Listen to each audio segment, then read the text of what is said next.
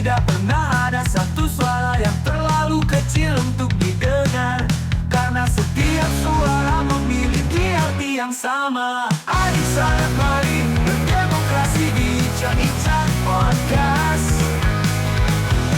Adik sangat mari berdemokrasi di Ican Podcast.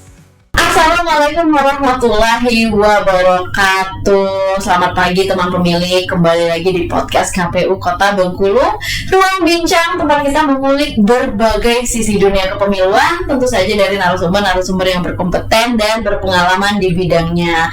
Nah teman pemilih, pembahasan kita hari ini seru banget nih, aku benar-benar gak sabar banget. Kita akan mendengar pandangan seorang akademisi mengenai dinamika politik di Indonesia. Tuh temanya aja udah kayak bikin deg-degan banget ya. Ini dinamika politik, apalagi akhir-akhir ini politik itu seru banget ya di sosial media. Dan yang paling spesial, kita sudah kedatangan bintang tamu yang luar biasa banget, yang tepat banget deh untuk ngobrolin topik ini. Beliau merupakan akademisi, dosen dari Universitas Dyah Hasan Kota Bengkulu. Nah langsung aja kita sapa Bapak Yuliardi Harjo Putra MSI. Selamat datang Bapak di KPU Kota Bengkulu. Selamat pagi. Selamat pagi. Terima kasih ya Pak sudah berkenan hadir di studio KPU Kota Bengkulu. Bagaimana hari ini Pak? Cuacanya cerah, macet kah?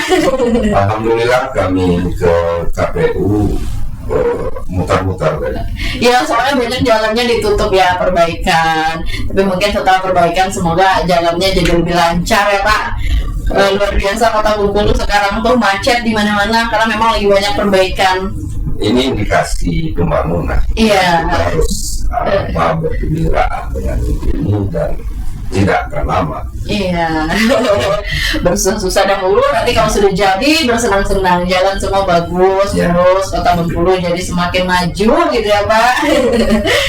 Pak, kita langsung aja nih Pak masuk ke tema kita. Aku udah gak sabar banget ngobrolin tentang dinamika politik. Nah Pak, terkait tema kita pagi ini bagaimana nih Pak menurut Bapak perkembangan dinamika politik Indonesia beberapa tahun terakhir ini? Jadi kita sebelum bicara dinamika terkini kita harus melihat dulu sejarah Republik ini dibentuk ya. Setelah para kandung pada Insinyur Soekarno Hatta memproklamasikan Republik ini, pemilu pertama tahun 50 kita sudah mengklaim bahwa Republik Indonesia adalah negara demokrasi. Tapi saat itu di periode pertama demokrasi ini tahun 50-59 kita mencerminkan bahwa Republik ini menjalankan sistem pemerintahan dengan sistem demokrasi liberal. Cerminannya itu banyak partai politik sebesar pemilu, terus gonta-ganti kabinet. Setelah itu masuk periode kedua, tetap Bung Karno pada sebagai pemimpin Republik ini menjalankan demokrasi terpimpin. Artinya Bung Karno memimpin Republik ini lebih mengedepankan nasionalisme, rasa persatuan kesetaraan dan mengarah kepada pembangunan. Setelah Bung Karno jatuh di tahun 66 melalui sebuah kejadian politik, Republik ini mengklaim diri menjalankan pemerintahan secara demokrasi Pancasila, atau kalau istilah sekarang ini era Orde Baru. Soeharto memimpin, merampingkan partai politik dan menjalankan pemerintahan selama lebih dari 3 dekade waktu itu dengan sistem demokrasi Pancasila, dengan mengedepankan arah kebijakan pembangunan. Setelah itu kawan-kawan termasuk waktu itu saya sebagai mahasiswa mencoba untuk merubah sistem demokrasi dengan beberapa tuntutan reformasi, dan itu berhasil sampai sekarang. Republik ini tetap menjalankan sistem demokrasi sesuai undang-undang, tapi eranya sudah berganti menjadi era reformasi. Masalah di demokrasi saat ini, ketika sistem reformasi ini berjalan, pemerintahan dengan track reformasi ini berjalan, itu ada tantangan-tantangan dan ada kendala-kendala. Yang pertama yaitu korupsi dan nepotisme itu masih berjalan. Banyak hal yang harusnya dibenahi, tapi karena pergantian rezim dan itu berulang-ulang, dan sistem pemerintahan sekarang ini kita melihat dengan era keterbukaan ini ada unsur-unsur intoleransi yang berkembang, dan itu sulit untuk dibendung gitu. Oke, jadi sudah lumayan panjang juga ya Pak perjalanan demokrasi, kurang lebih 80 tahun merdeka, yaitu era Orde Baru, reformasi, dan saat ini juga kita tetap menghadapi tantangan-tantangan baru, tantangan zaman ya Pak, bisa kita bilang kayak gitu. Nah, kalau bicara tentang kualitas demokrasi nih Pak, banyak yang bilang demokrasi kita ini sudah matang. Ada juga yang merasa justru mengalami stagnan dari era-era sebelumnya, mungkin kayak reformasi, sekarang tuh justru menurun. Ada yang bilang begitu Pak. Bagaimana pandangan Bapak sebagai akademisi menilai kualitas demokrasi kita saat ini Pak? Apakah maju, apakah stabil, atau justru malah menurun Pak dari zaman-zaman sebelumnya?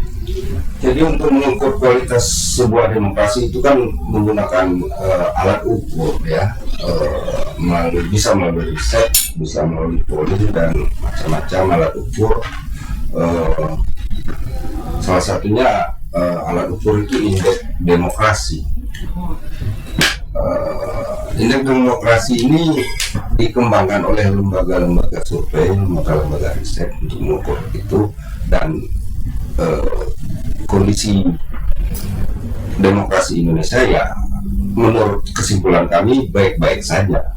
Juga dalam skala internasional itu ada juga lembaga yang mengklaim dirinya sebagai politik namanya, dengan alat ukur skala -10 sampai +10 untuk demokrasi yang baik, dan posisi Indonesia masih dalam lingkaran baik-baik saja. Artinya demokrasi Indonesia saat ini ya, walaupun terjadi dinamika macam-macam, secara angka partisipasi politik itu di atas 80%, dan itu bagus. Masalahnya sekarang utamanya itu hasil survei indeks demokrasi itu malah generasi Z ini partisipasi politiknya justru paling tinggi di angka 53,4%. Nah, di situ artinya secara sosialisasi, secara ajakan, secara pendidikan politik itu baik-baik saja. Gitu. Oke, artinya masih dalam zona aman lah ya Pak. Meskipun terjadi berbagai dinamika kayak yang baru-baru terjadi ini luar biasa sekali, tapi itu masih menandakan demokrasi kita sehat, adanya kritik masyarakat, tandanya demokrasi kita sehat. Tadi Bapak juga ada menyinggung keterlibatan Gen Z nih Pak, anak muda. Apalagi nanti diperkirakan 2035 sampai 2045 negara Indonesia itu akan mengalami yang namanya bonus demografi, di mana usia produktif itu mendominasi. Jadi sangat penting untuk kita memahami politik, memahami pemilu, bagaimana menjadi pemilih yang bijak, kayak gitu ya Pak. Tugas kita bersama nih Pak untuk mengedukasi anak muda. Nah, sekarang kita bicara tentang budaya politik Pak. Kalau kita lihat masyarakatnya kan Pak, biasanya kalau pemilu masih kayak tergiur money politik lah, masih pembagian sembako dan segala macam. Menurut Bapak budaya politik yang gimana sih Pak yang mengarah pada demokrasi yang sehat? Jadi bicara budaya itu kan bicara peluang politik. Artinya kita sudah mencoba 2 kali sistemnya, dengan proporsional terbuka dan proporsional tertutup.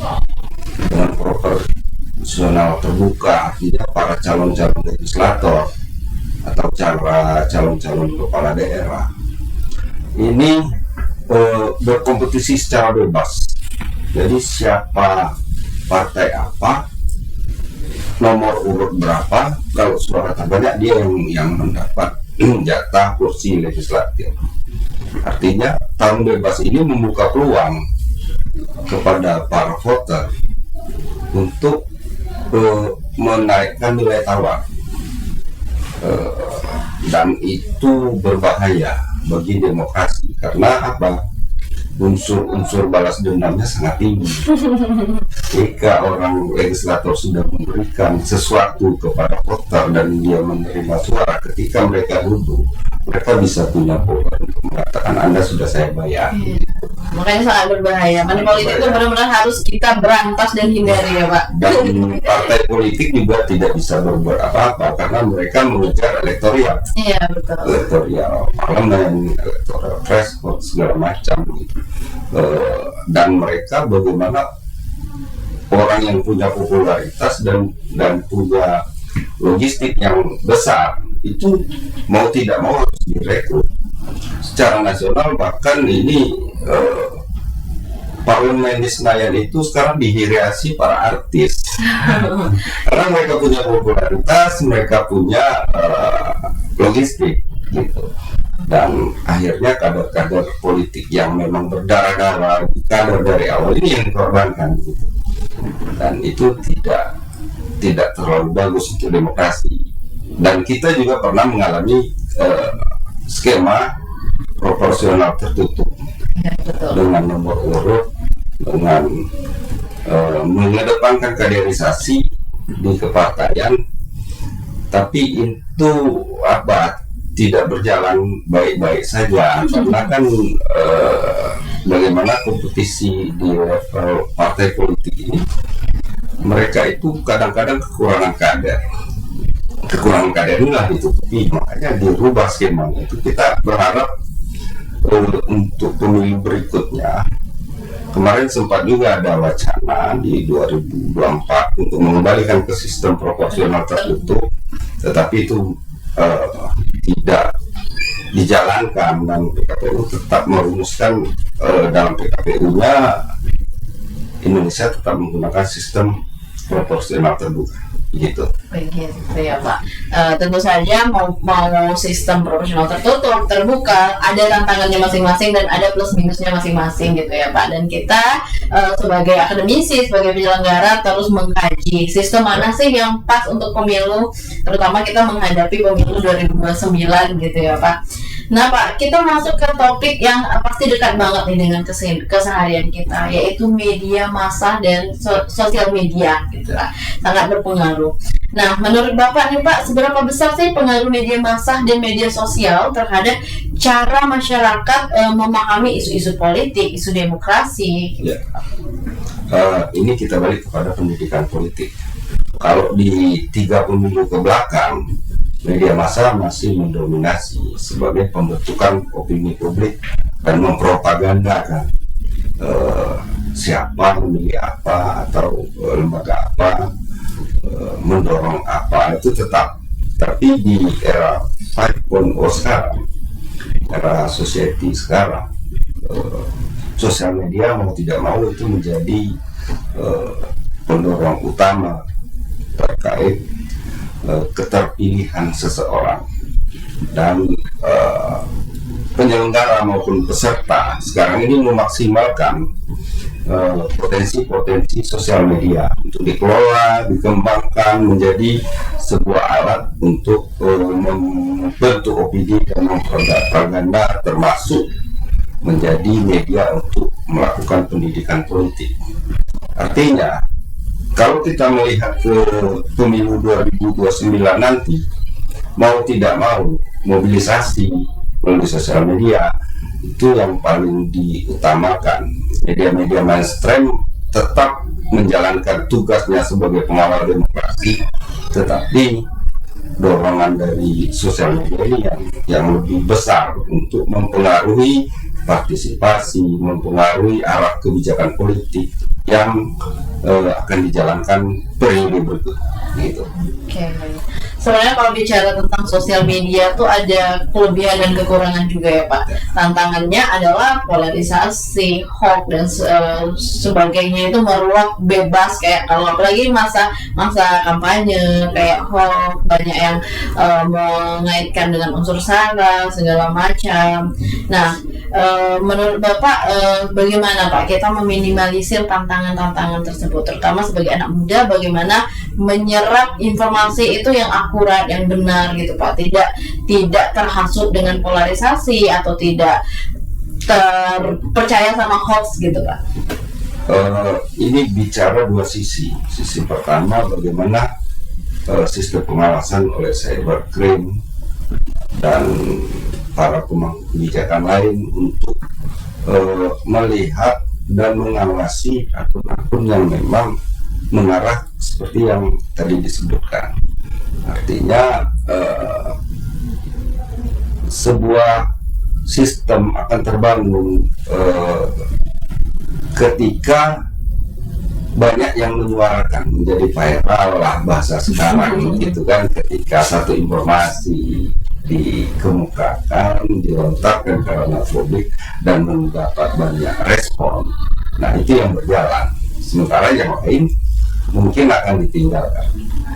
Nah, di luar itu, kepada penyelenggara dan partai politik juga harus secara terbuka mengumumkan bahwa akun-akun resmi mereka yang memang diakui secara undang-undang itu harus dirilis, karena ketika akun KPU misalnya, KPU Go ID diluncurkan, termasuk KPU kota, provinsi, kabupaten diluncurkan, itu tampilannya bisa sampai 10-20 kali lipat.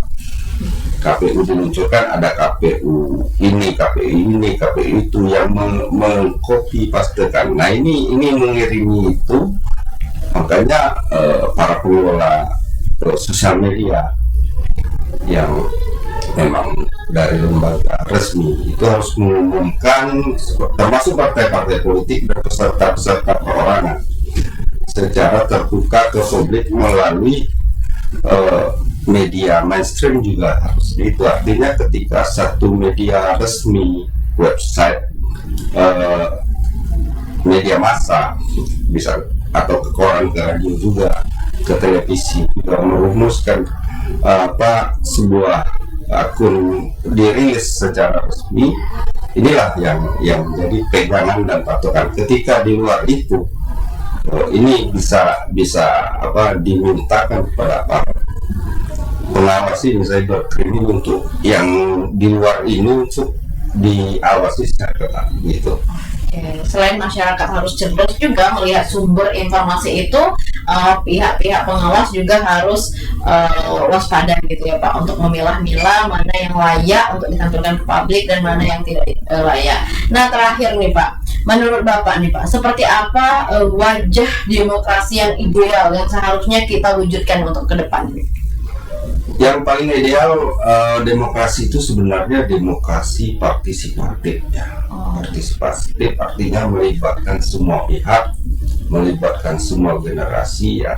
Dalam arti ya, ketika ada pesta demokrasi semuanya dilibatkan, termasuk masyarakat, dan masyarakat itu harus diperkuat dengan pendidikan politik yang secara sehat, bukan pendidikan politik yang transaksional seperti yang terjadi di belakang. Tapi kami melihat ke depan, anak-anak muda sekarang sudah cerdas, sudah pandai memilih dan memilah.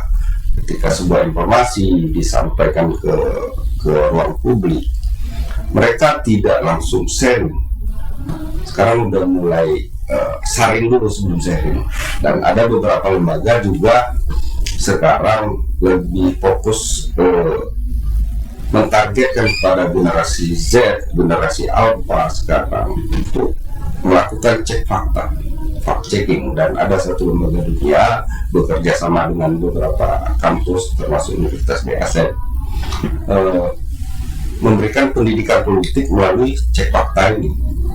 Jadi mahasiswa dan ketika mereka tamat terdapat informasi-informasi. Mereka menjadi garda depan untuk nanti mensaring dulu, bahkan melakukan bantahan argumentasi ketika ini tidak sesuai dengan fakta yang mereka temukan setelah dilakukan recheck.